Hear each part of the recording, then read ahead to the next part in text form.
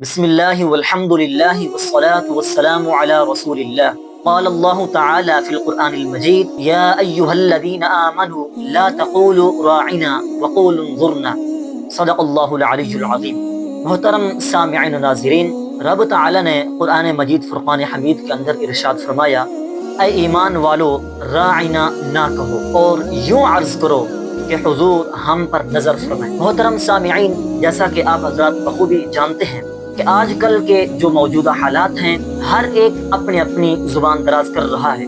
کوئی اس اولیاء اکرام رحمت اللہ تعالی علیہم اجمعین کے بارے میں اپنی زبان دراز کرتے ہوئے نظر آتا ہے، اور کوئی صحابہ اکرام رضی اللہ تعالی عنہم اجمعین کے بارے میں اپنی زبان دراز کرتے ہوئے نظر آتا ہے، اور اسی طرح کوئی صحابیات رضی اللہ تعالی عنہن اجمعین کے بارے میں، اور اسی طرح چلتے چلتے انبیاء اکرام علیہم الصلوۃ والسلام کی بارگاہ میں بھی اپنی زبان دراز کرتے ہوئے نظر آتا ہے. خصوصاً بالخصوص اتنی حد تک صورتحال پہنچ چکی ہے کہ حضور علیہ الصلوۃ والسلام جو رب تعالیٰ کے آخری نبی اور رسول ہیں اور رب تعالیٰ کے محبوب ہیں، ان کے بارے میں بھی لوگوں نے اپنی زبان درازی کرنا شروع کر دی ہے.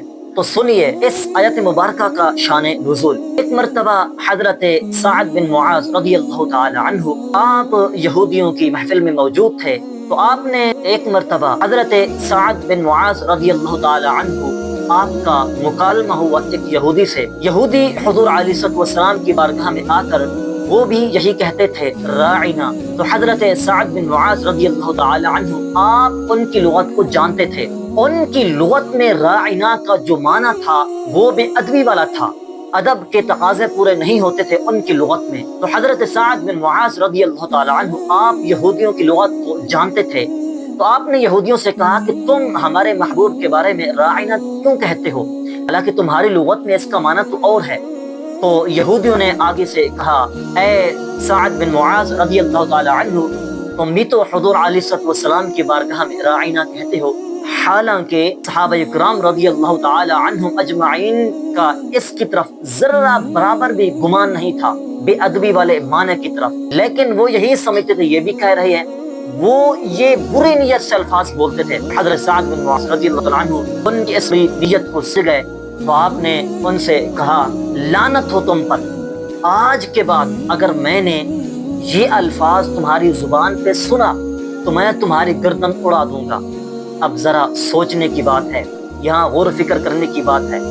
جب اس نے یہ بات کہی کہ تم کہتے ہو اے صحابہ رضی اللہ تعالی عنہم اجمعین، تو حضرت سعد بن معاذ رضی اللہ تعالی عنہ آپ افسردہ ہو کے، آپ رنجیدہ ہو کے حضور علیہ الصلوۃ والسلام کی بارگاہ میں یہ واقعہ بیان کرنے کے لیے تشریف لائے.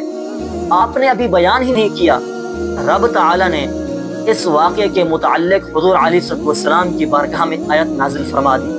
رب تعالی نے فرمایا، اے ایمان والو، لا تقولوا راعنا، یعنی آج کے بعد تم نے راعنا نہیں کہنا، وقولوا انظرنا، بلکہ تم نے یوں عرض کرنی ہے کہ اے محبوب صلی اللہ علیہ وسلم ہم پر نظر فرمائیں.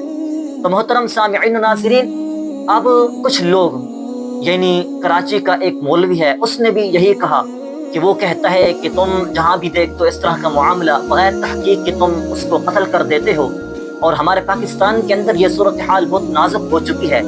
تو میں ان سے پوچھنا چاہتا ہوں، ٹھیک ہے شریعت کے اندر ایک قوانین بھی ہیں، جس طرح کہ ہم نے قوانین کے مطابق اس کو، اس کی جو شان تھی مرزا کی، ان کی شان کے مطابق ہم نے اس کو اس تک پہنچا دیا، یعنی کہ FIR کی صورت میں، اور حکومت سے رابطہ کر کے وہاں تک پہنچا دیا. اور اسی طرح دوسری اس نے یہ بھی بات کہی کہ یہ جو فتویٰ دیا ہے ہم اس سے موافقت نہیں کرتے. تو محترم سامعین ناظرین، اسی طرح فتوے کے حوالے سے بھی ان لوگوں کے کچھ اعتراضات ہیں.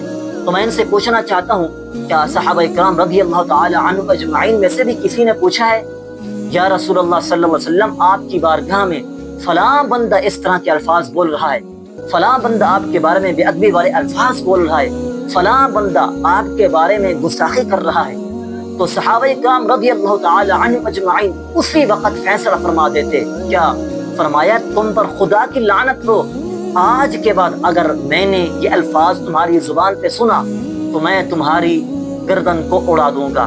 تو محترم سامعین و ناظرین، اب یہی جذبہ، یہی عشق، یہی محبت نظر آئے گی تو تمہیں سنی حنفی بریلویوں کے اندر نظر آئے گی.